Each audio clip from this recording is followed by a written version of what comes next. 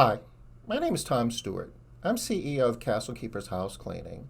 I would like to thank Amar for the opportunity to participate in the inaugural Maid Service Success Summit. I think that this is really a neat idea of using technology to stream quality content to cleaning business owners. I mean, this is kind of like being at a convention without actually being at a convention. I love the idea, it's efficient, and I hope to see a lot more of this happening in the future. Let me tell you a little bit about my company. Castle Keepers House Cleaning is a house cleaning service, not too different than yours, I would imagine. We currently have 6 branches in various parts of the country. Our home office is located in Charleston, South Carolina. We perform a lot of the management activities for all our branches in Charleston. We do our sales, we do our customer service, we do our recruiting, our HR functions, all of our accounting, all of our payroll. We do all that here in Charleston. The idea is to get economies of scale and take professionals who are really good at those activities and leverage those talents over multiple branches. We use some pretty innovative technology to do that, along with some business processes that we've been developing over the years. It's a pretty cool thing, and it's a program that we're excited about, and we're going to be adding more branches as we move forward. In addition to Castle Keepers House Cleaning, we've got a few other things that we do, all related to the house cleaning industry. I'm partners with Derek Christian in an online publication for house cleaning companies called Cleaning Business Today. I hope you've heard of it. I'm going to be sharing a little bit more about that later in the program. I'm also partners with Derek and Liz Trotter in a company that was formerly known as Cleaning Business Builders. We've recently rebranded as Castle Keepers Institute. The focus of this business is to help train and professionalize the cleaning industry. CBB's main focus was developing programs for the cleaning business owners. We're still going to do that, but we're expanding our mission with Castle Keepers Institute to include developing leadership and talent and teams within organizations. That's a strategic need for Castle Keepers House Cleaning, so we're taking what we learned there and we're going to be offering that and sharing it with the industry, kind of an open source approach. The more people that see what we're doing and can take what we're doing and make it better and share, we'll all get better together is the approach that we're taking. So one of the things that we're doing in Castle Keepers Institute that I want to tell you about is a program that we're doing in Charleston in August 22 through 24. We're doing actually 2 programs over that 3-day period. We're doing an HCT certification course, and that's a course, if you haven't heard about it, it basically gives you all the non-cleaning things. I mean, there's cleaning stuff in there too, but it's really a lot of the information that a cleaning professional ought to know if they're going to be working in this industry. The science of cleaning, safety, surfaces, equipment. It's like 10 different parts. It's a 2-day program. It's kind of hard to explain, but I can promise you that if you have an interest in professional house cleaning, you'll never look at house cleaning the same way after taking that program. And it's something I think every cleaning business owner should certainly take. We're also doing a program based on our Foundations of Success course. One of the programs that CBB is most known for is our Foundations of Success. We run a really big mansion on the beachfront here in Charleston and fill it up with cleaning business owners once a year. Just got through doing that in March. Well, what we've done is take like the best of that program and crunched it down into one really intensive 1-day program, and Liz and I are going to be offering that on the 24th of August. If you have an interest in these programs, you can find out more at castlekeepers.com/CKI. As a participant of the Maid Service Success Summit, you can get a 10% off discount by using a discount code MSSS, Maid Service Success Summit, MSSS. It expires August 3rd, though, so if you can do that, I would encourage you to jump on our website now as you're thinking about this and go ahead and sign up for those programs and use that success code, or the discount code, rather.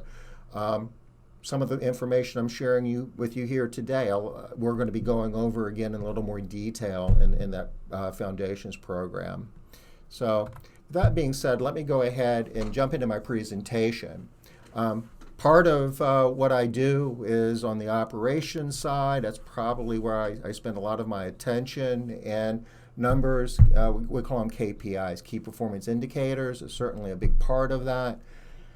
I often have people ask me, what are the most important numbers I need to be tracking? Well, what I've done is boil that down into what I call the big three, and that's what we're going to be talking about here today.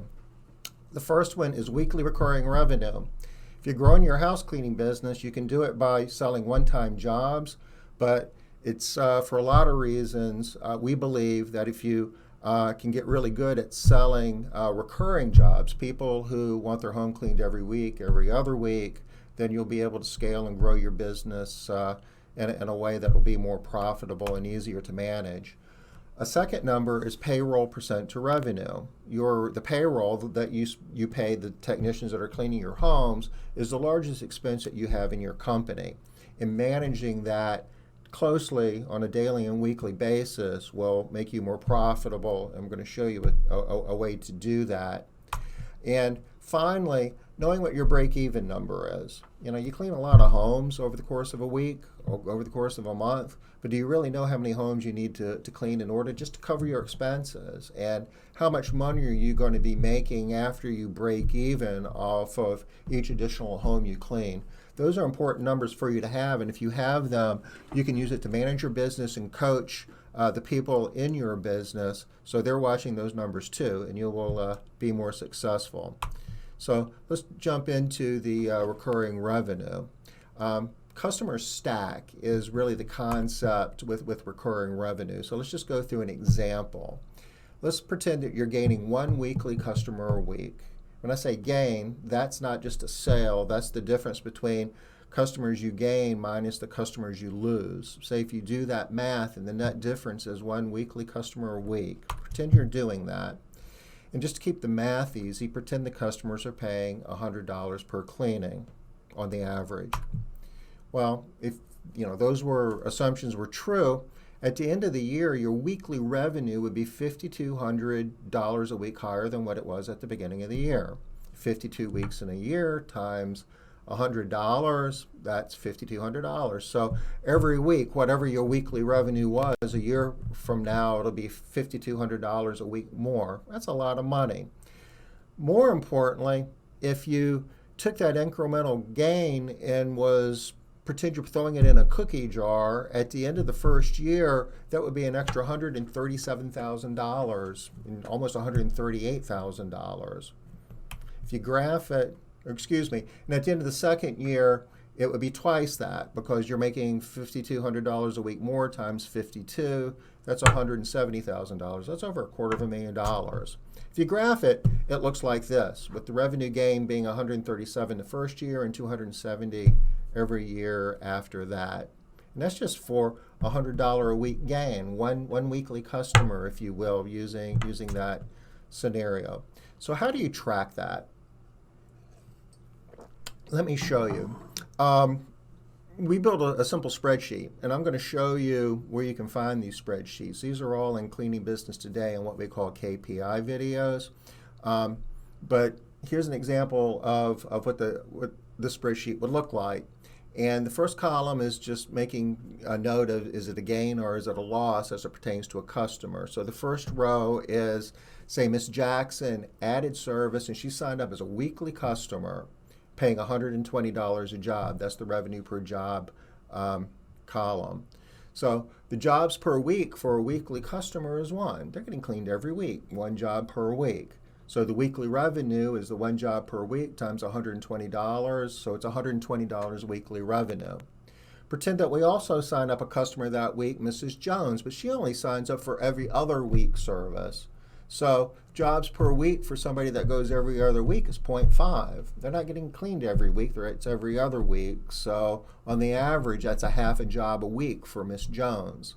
So that half a job times 135, say she's paying per job in this example, translates into $67.50 in weekly revenue. Pretend we have a Miss Baker. She signs up for monthly. And when we do monthly, what we really are talking about is every 4-week service. So that would be a 0.25 in terms of jobs per week. times $150 in this week in this revenue per job example, so that'd be $37.50 a week. 0.25 times 150.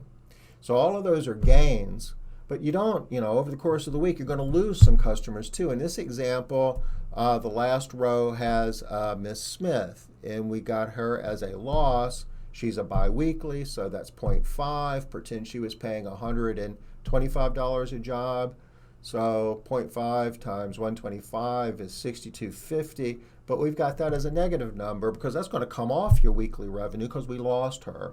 So the number, I'll get my head out of the way, in terms of the net weekly gain is $162.50. So once we get our weekly gain, we need to be able to track what our gain is week after week after week. And there's a second spreadsheet that we have for that. So the example we just did was week 1. It was $162.50. The cumulative, since it's the first week, is the same number, and the total cum is the same. Let's go to week 2. Say we did the same process for week 2, but the gain came out to be only $75. Well, the weekly cumulative is the 75 added to the 162, but the total cumulative is the total amount of money, the money in that cookie jar that we were talking about, and that is the 162 plus 137, or $400 even. So you can see over the course of week after week after week, if we're gaining numbers, these numbers go up. But like in week 3, we didn't. We lost $50 in weekly revenue. So my cum weekly went from 237 to 187. So that's a down on my weekly gain. But guess what? My cumulative still goes up because I'm adding these 3 numbers together to get that. So 2 different spreadsheets to track recurring revenue. And if you're doing this week after week, and if you have your team focusing on this, and if you're focusing on this, and you've got a goal of making a revenue gain on a weekly basis, you'll work harder to get that extra sale, to get that extra recurring customer on the board. You'll work harder to take that one-time job and try to convince them to sign up for recurring service. When you have a recurring customer that wants to leave your service, you'll work harder, or your staff will be working harder to try to come up with some other way to keep them on the schedule. Maybe they can't afford weekly service, but maybe you can get them to sign up for every other week service or every 4-week service. So that's really the magic that happens when you're tracking this and doing this. Now, the bad news is the bigger you get, the harder it is for you to continue to grow and stack that weekly recurring revenue. And the reason for that is pretty straightforward if you think about it a little bit. You're able to add customers in kind of a linear basis. You're able to do, so many quotes and convert so many of those into recurring customers, but you lose customers as a percentage of the total recurring customers you have. Said another way, the more customers you have, the more customers you have to lose, and the more customers you will lose. In our example, pretend you've got a small company that's just kind of starting out, but they're doing 10 estimates. In this case, let's say they're doing this on a monthly basis. So 10 estimates times 40%, they're getting a close rate of 4 homes gained. Say they have 20 recurring homes that they already have on the board, and they have a loss rate of 5%. I'm using 5% loss per month for recurring customers because we do a lot of coaching, a lot of consulting with a lot of different businesses, and 5% is probably about average. You can do a little bit better than that. You can do quite a bit better than that in certain markets if you're really, really good. But you're never going to get it to 0. People die, people move. You're always going to lose a certain amount. If it gets much higher than 5, though, your costs are going up, and it's really hard to stack revenue when it's a big number. But in this case, we got 20 times 0.5, or 0.05, 5%. That's 1 home lost. So I gained 4 on the sales side, lost 1. That's a net gain of 3. Okay. So moving forward in time, our business is bigger now. We're still doing 10 estimates with a close rate of 40%. So we're gaining 4 homes, but instead of having 20 homes, we've built it all the way up to 200 homes. But at a 5% loss rate, 5% of 200 is 10. So I'm still selling at the same rate, and my quality is still the same. I'm still losing only 10% of my recurring homes per month, but instead of gaining 3, I'm losing 6, the difference between the 10 and the 4, just because I've got more homes and more homes to lose. So when you graph it, it looks kind of like this, that when you're starting out, you can grow quickly, and the bigger you get, the flatter the growth curve becomes until it kind of gets flat. So the only way you can keep that growth curve going up is to either do more quotes, get a better close rate, or reduce your loss rate. And you want to continue to raise your bill rate per job. That'll push it up a little bit too. That's an important part of it. But when you're starting off and that growth curve is real steep, it's really easy to start thinking that you're just going to grow and have a really huge business. And a lot of times we get disappointed before we get to that point because of this effect of how you're really, have more customers, so you have more customers to lose. Okay, let's talk about payroll to revenue just a little bit. If you just take a look at your expenses as a company and break it down into 3 parts, your direct labor part, and that's the part that you're paying the people that are cleaning homes for you, is typically your largest part. In this example, it says 60%. That's maybe a little bit larger. I mean, it depends on your business model. That number can be, smaller, and you would want it to be smaller in a lot of examples. But if you've got a really thin business with solos and not much overhead, with ICs, for instance, that would certainly be a good number. It could even be bigger. But whatever it is, it's going to be the biggest expense that you have. You're going to have another part for indirect labor. Those are people that are managing the business for you, doing sales, answering phones, bookkeeping, HR, whatever. You got another part just called other. That's operating expense, if you will. Your rent, overhead, some of your insurance, things of that nature. So with the payroll, direct labor payroll being the biggest part, how do you really break that out and figure out what that looks like and figure out what that number is as a percent of the revenue that you're generating each week? The easy way to do it is to build a spreadsheet. And here's another spreadsheet that we have. And just every week you take your total payroll and plug it into a column. And then next to it you plug in the amount of payroll that goes to your office staff. Well, we use the term indirect labor. Those are people that are getting paid, but they're not cleaning homes. They're not generating any revenue. Take the difference between those two. That's your direct payroll. So you take the direct payroll, divide it by the revenue for that week. It gives you a percentage. Why do we do a percentage? We do a percentage because that direct payroll to revenue should be fairly constant week to week. For every home you clean, you're going to be paying somebody to clean it, so those numbers should be going up together, and the ratio should be fairly, close, should be fairly the same week to week. And what you want to do is manage that to figure out how to get that ratio as low as you can by being more efficient, scheduling in ways where there's less drive time, training your people on how to be more productive while they're cleaning, using tools, like aprons and high performance vacuum cleaners and all the techniques you can learn in the HCT certification program. All of those are things that will help you be more productive and make that ratio of payroll to sales be lower, which means you're actually making more money per job. Let me take just a minute here and show you where you can find some of those spreadsheets. There's a website that I was telling you about, the publication that Derek and I do called Cleaning Business Today, cleaningbusinesstoday.com. If you click up here and just type in KPI and search, it'll bring up all these videos, and it doesn't really matter which one. There's a ton of them, but you can play them. They're YouTube videos, and they show you how to build all these spreadsheets and plug the numbers in and to measure your KPIs. It's pretty cool and pretty useful. So if you're interested in learning more about this, I would encourage you to do that. Let me get back to where I wanted to be. While I'm doing this, I want to encourage you to give consideration to our class here in August. And again, it's castlekeepers.com/CKI.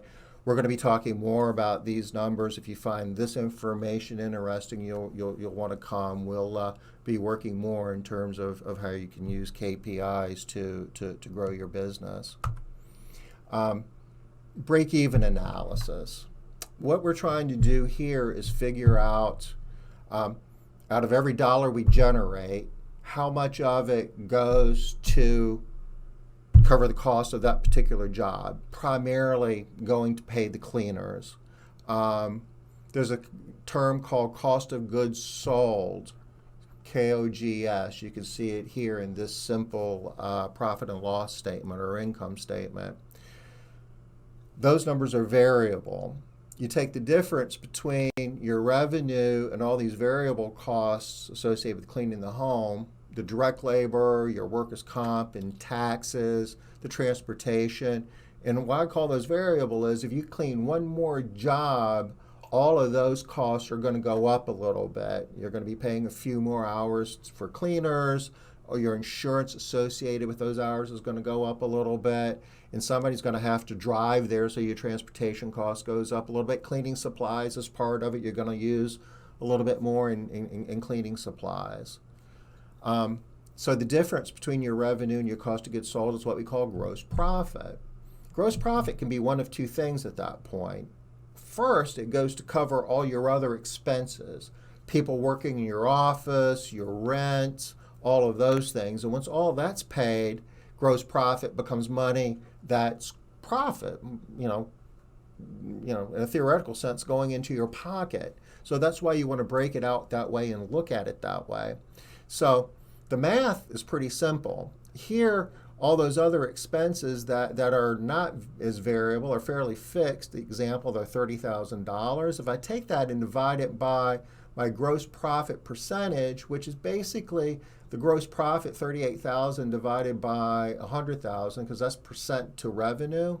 You divide your operating expense by your gross profit percent to revenue. It gives you a dollar amount, $78,978 in this example. That's your break-even revenue.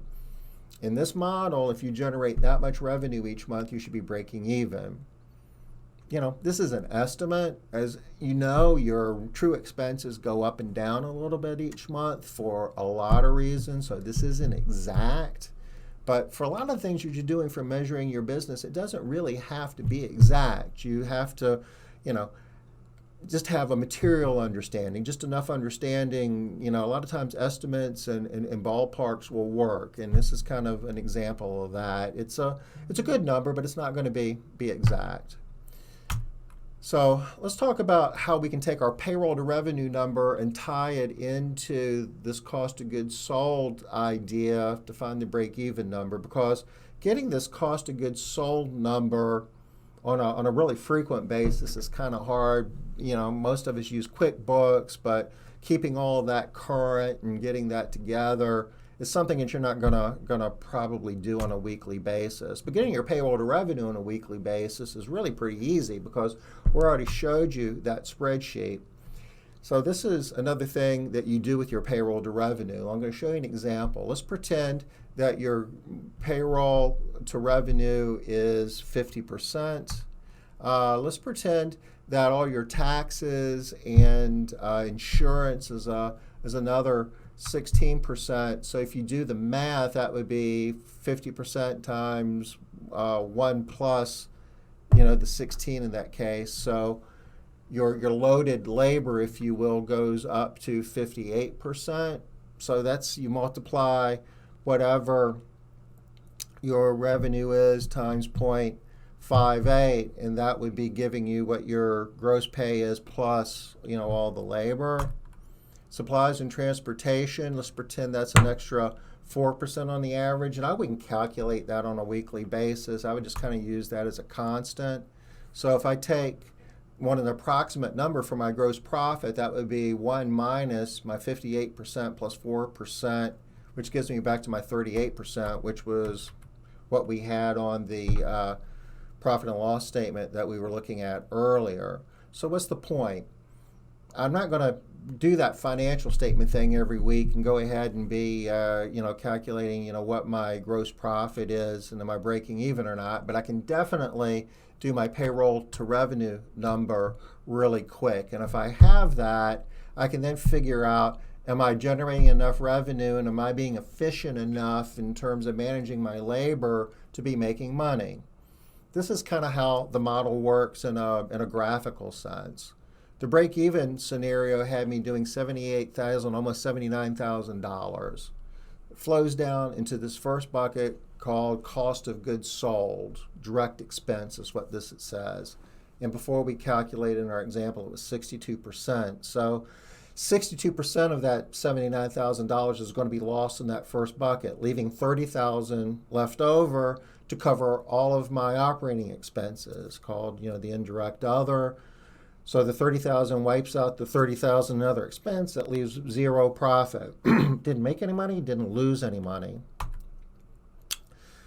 Here's another way of looking at it, and this is another spreadsheet that you can find on Cleaning Business Today by searching KPIs, where you can take your break-even revenue, and if you know what your average bill rate per job is, in our example, we made the math easy. It was 100, but it's not going to be exactly 100. It might be 125, 150, but you divide your revenue by your average bill rate per job to get the number of jobs you need to perform, you need to clean within a month in order to break even. In this example, it's $789 a month. I take a month. If I want to figure that out on a weekly basis, I divide it by 4.333. A lot of times we're loose with that number and we just say, well, there's 4 weeks in a month. But actually, there's 52 weeks in a year. You take 52, divide it by 12 months. It comes out to be 4.333. Don't ever forget about that 0.333. That does matter. So you divide the 79,000 by 4.33. That gives you 18,000 and change, or 182 jobs. Divide that by 5, assuming a 5-day work week. It gives you 3,644 revenue that you need to be generating every day to break even, or 36 jobs. Why is that important? It's important because you really make money in the margins. Most of the homes you clean every day is just cover that operating expense and make sure that all your bills are being paid. If you're going to make money, it's all for those last few jobs you clean every day. In the example we just did, for every home over 36 we cleaned, because you remember 36 was the break-even number, we're making $58 in profit. $38 in profit, because 38 was the gross profit to revenue number or percentage that we came up with, 38%. So if the average job is $100, 38% times $100 is $38 a job on the average, a profit after we hit our break-even number of 36. For every home under 36, however, we're losing $38, going back and looking at that same example. So if we're going to be making money, it would translate looking like this, where we were doing $100,000 a month. 62% of that would be your direct expense, your cost of goods sold, leaving you $38,000. 30 of that's going to be taken out by your operating expenses, leaving $8,000 in profit. So what happens if I clean one more home a day? One more home a day times $100 is $100 in revenue. If you remember, my gross profit margin is 38%, so that's $38 in extra profit, assuming that I'm over the break-even point, that I'm doing those 36 homes that we calculated we need to do each day to break even. Times 5 days in a week, 4.33 weeks in a month.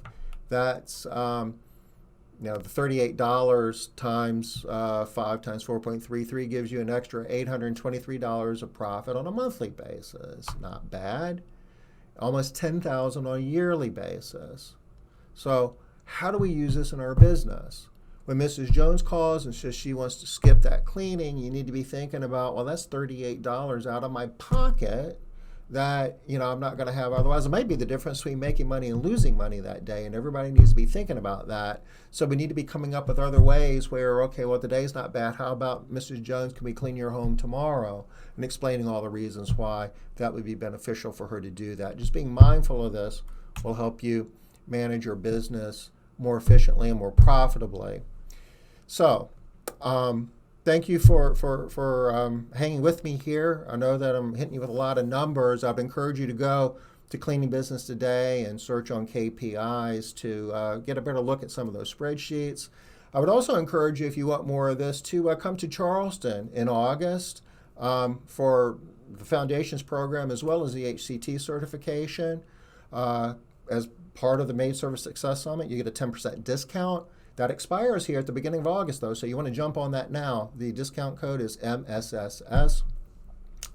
Amar, thank you again for giving me an opportunity to participate in this really neat program. And again, thanks for your interest in this.